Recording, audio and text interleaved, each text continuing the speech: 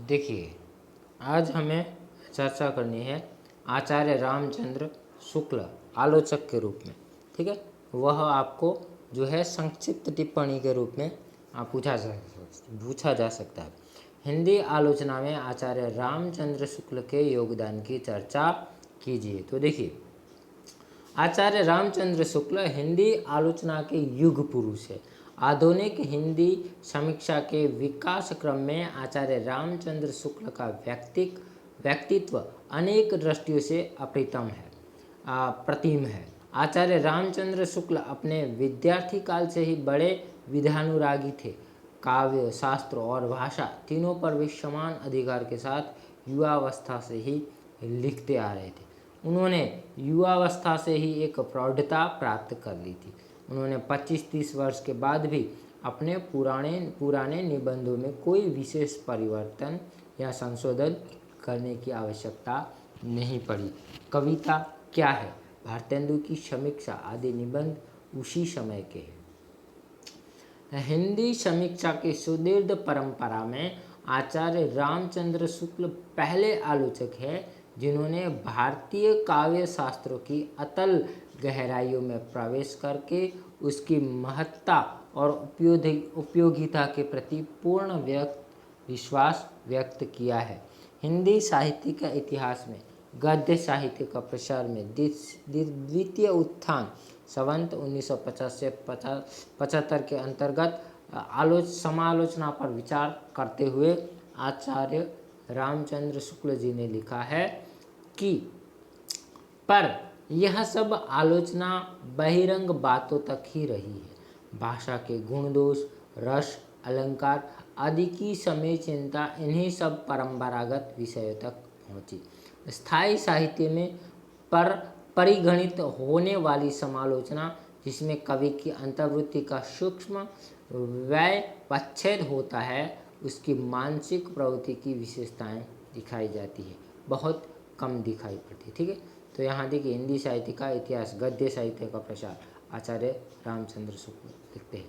तो काव्य समीक्षा के लिए आचार्य रामचंद्र शुक्ल ने काव्य के उपकरणों को आवश्यक माना है। वे क्या कहते हैं कि शब्द शक्ति, रस और अलंकार के विषय विभाग काव्य समीक्षा के इतने उपयोगी है कि इनके अंतर्भूत करके संसार की नई पुरानी सब प्रकार की कविताओं को बहुत सूक्ष्म, मार्मिक और स्वच्छ आलोचना हो सकती है। साथ ही साथ यह क्या कहते हैं कि हमें अपनी दृष्टि से दूसरे देशों के साहित्य को देखना होगा, दूसरे देशों की दृष्टि से अपने साहित्य को नहीं। तो यहाँ पर देखिए, हमारी जो आलोचना थी वह कैसी थी कि जो पाश्चात्य दृष्टिकोण से हमारे साहित्य को देखती थी।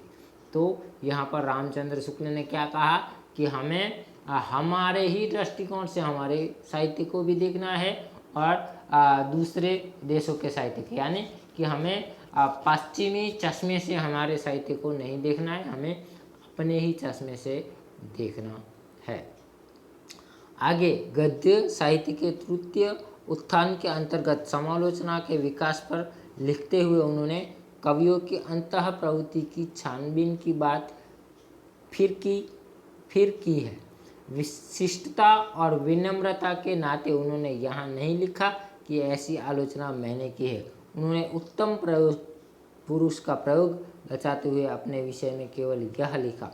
इस इतिहास के लेखक ने तुलसी, शुर और जायसी पर विस्तृत समीक्षाएं लिखी, जिसमें प्रथम गोस्वामी तुलसीदास के नाम से पुस्तकार छपी है। शेष दो क्रमशः ब्रह्मगीतसार और जायसी ग्रंथावली में सम्मिलित है।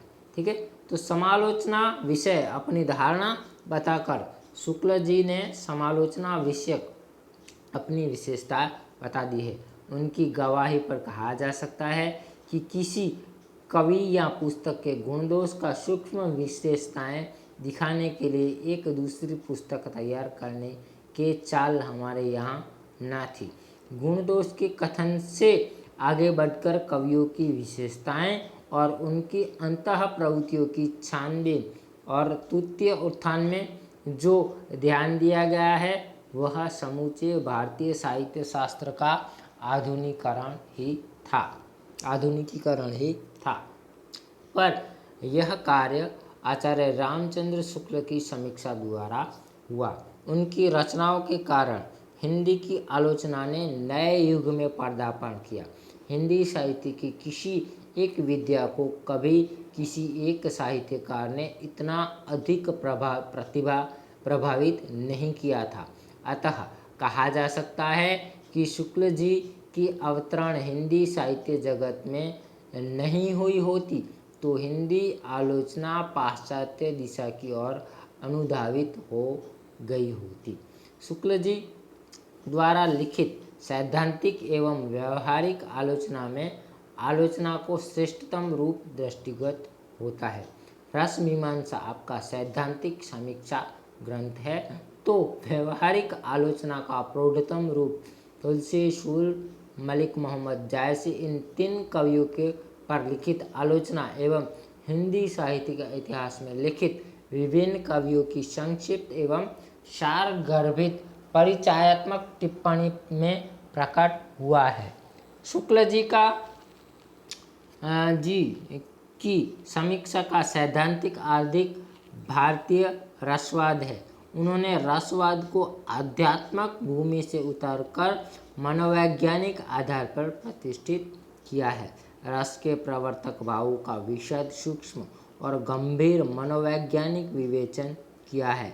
उनको नए ढंग से परिभाषित किया और रस को काव्य की आत्मा स्वीकार करके श्रेष्ठ समस्त मान्यताओं को या इसी के भीतर समाविष्ट किया या अप्रासंगिक प्रमाणित किया। उनके समीक्षा सिद्धांत एक प्रकार से रस सिद्धांत की व्याख्या के रूप में विकसित हुए हैं। शुक्ल जी ने सैद्धांतिक एवं व्यवहारिक दोनों प्रकार की समीक्षाओं के माध्यम से रस सिद्धांत की ही प्रतिष्ठा की है। रस सिद्धांत के अतिरिक्त आचार्य रामचंद्र शुक्ल ने रीति, अलंकार, ध्वनि, गुण, औचित्य आदि सिद्धांतों का अध्ययन भी किया था, किंतु काव्य में उनकी स्थिति उन्हें वहीं तक मान्य थी जहाँ तक ये रस के पोषक या रक्षक बनकर उपस्थित हो।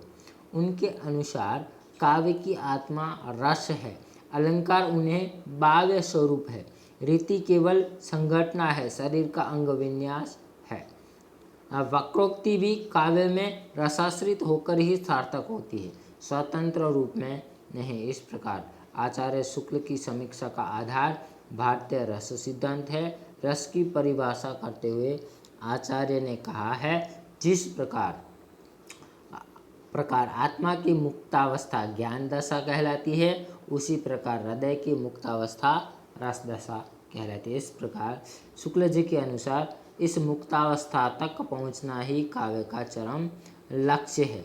जहाँ तक व्यवहारिक समीक्षा का सवाल है, आचार्य रामचंद्र शुक्ल ने जायसी, सुर और तुलसी की श्रेष्ठतम समीक्षाएं प्रस्तुत की है।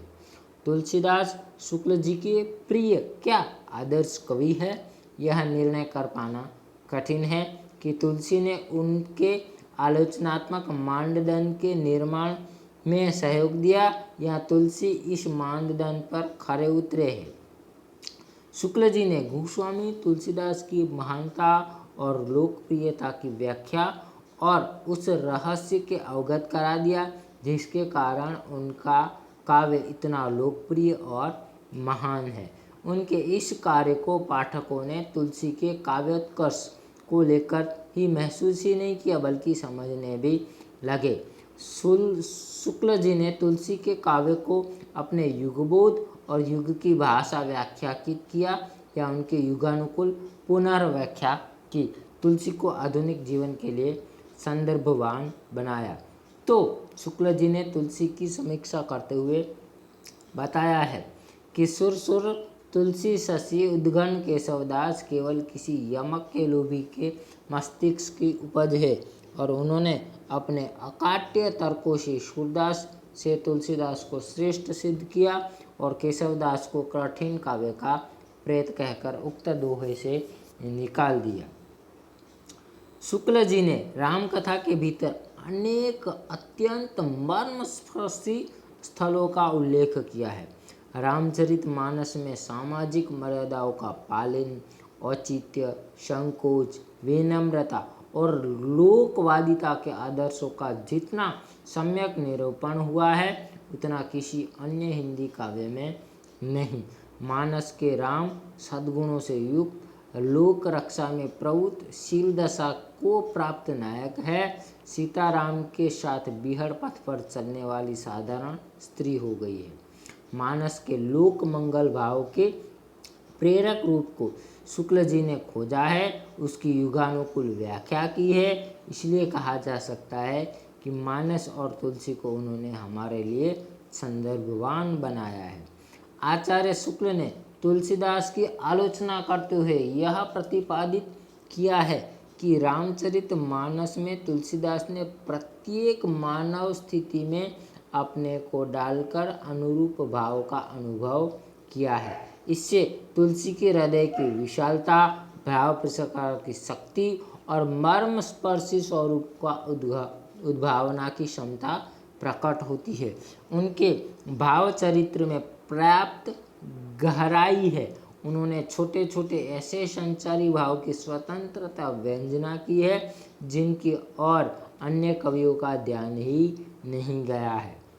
इससे यह प्रकट होता है कि उन्हें मानवीय प्रकृति का सूक्ष्म ज्ञान था। तुलसी के अलंकार विधान के बारे में चर्चा करते हुए शुक्ल ने केवल उनकी अलंकारों को महत्व दिया है जो भावोत्कर्ष में सहायक हो। तुलसी की भाषा के बारे में वह लिखते हैं कि तुलसी की भाषा चलती हुई और मुहावरेदार है तथा उनका वाक्य रचना निर्दोष है ना। तो सूरदास के ऊपर टिप्पणी लिखते हुए देखिए क्या कहते हैं। से सूरदास की समीक्षा करते हुए शुक्ल जी ने कहा है कि रतिभाव के भीतर जितनी मानसिक वृत्तियाँ और अंतर्दशाओं का अनुभव सूरदास ने किया है और बाल वृत्तियों की जैसी स्वाभाविक व्यंजना सुर के काव्य में हुई है वह अन्यत्र दुर्लभ है। जिस क्षेत्र को सुर ने चुना है उस पर उनका एकाधिकार है। आचार्य शुक्ल के बाद उपयुक्त तीनों कवियों पर कई समीक्षकों ने अपने अपने ढंग से समीक्षाएं की है, किंतु आचार्य शुक्ल का स्थान अनूठा एवं अद्वितीय है। शुक्ल जी ने अभिव्यंजनावाद पर जोरदार प्रहार करते हुए कहा है कि यदि कहने के ढंग को ही सब कुछ मान लिया जाए तो साहित्य के माध्यम से कई फिजूल बातें भी प्रविष्ट हो जाएगी। इस प्रकार शुक्ल जी ने साहित्य में वस्तु सत्य की प्रतिष्ठा की है।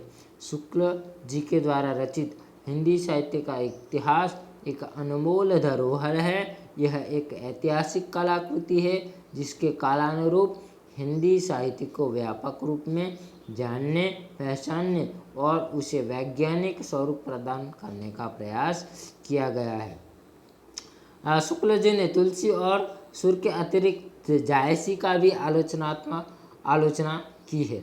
शुक्ल जी ने जायसी को ऐसे उच्चासन पर बैठा दिया कि जायसी सर्वत्र पढ़े और पढ़ाए जाने लगे तथा कई विद्वानों को जायसी पर पीएचडी की उपाधि प्राप्त हुई। जहाँ तक शुक्ल जी की भाषा का सवाल है, वह गंभीर से गंभीर विषय को अपनी भाषा शक्ति के विश्लेषण करने की क्षमता रखते हैं। उनके निबंधों और आलोचनात्मक लेखों में कहीं भी ऐसा निरर्थक अथवा अतिरिक्त शब्द नहीं होता जो किसी विशिष्ट अर्थ का प्रतिपादन नहीं करता हो।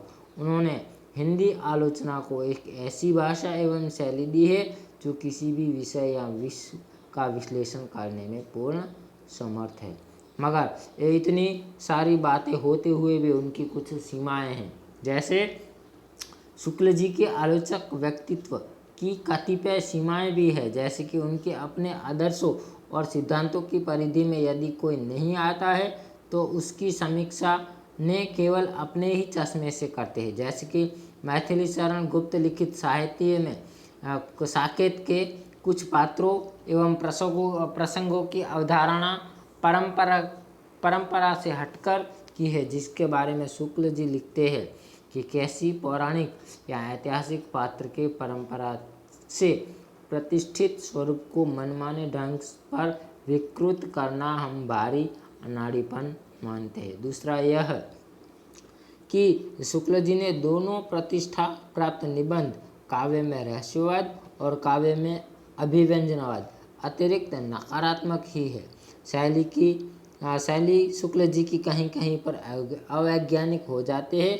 उनकी रुचि वाला विषय हो तो उनकी शैली अवैज्ञानिक होकर अधिक भावुक हो जाती है, और कहीं कवि विषयक सराहना में वे पुष्ट पर पुष्ट लिखने लगते, जैसे कि गोस्वामी तुलसीदास और कविता क्या में यह शैली देखी जा सकती है। जिन आलोचकों ने उनका मत व भिन्न हो, उनके प्रति वह उतने सहृदय नहीं रहते जितने मतैक्य वाले के साथ। जैसे कि कबीर को कवि ही नहीं मानते तो जायसी को केशव से भी उच्च स्थान दे देते हैं।